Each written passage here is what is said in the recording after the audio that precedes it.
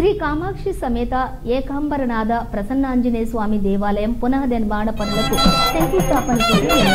వివేకానంద ఈ రోజు 131వ జిల్లా డివిజన్ మాణిక్యనగర్ శ్రీ కామాక్షి సమేత ఏకాంబరనాథ ప్రసన్నాంజనేయ స్వామి దేవాలయం పునః నిర్మాణ పనులకు ఆలయ ధర్మకర్తలు ఎమ్మెల్యే కేపీ వివేకానంద్ మాజీ కార్పొరేటర్ కేఏ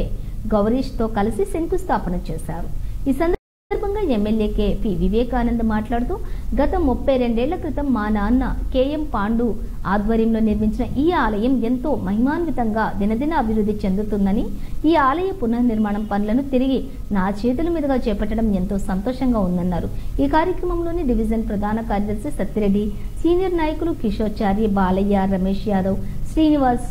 బ్రిజేష్, యాదగిరి, సంజీవరెడ్డి, అక్బర్, నజీర్, వెంకటేష్, అజయ్, రమణారెడ్డి, కేవీఆర్ ప్రసాద్ తదితరులు పాల్గొన్నారు।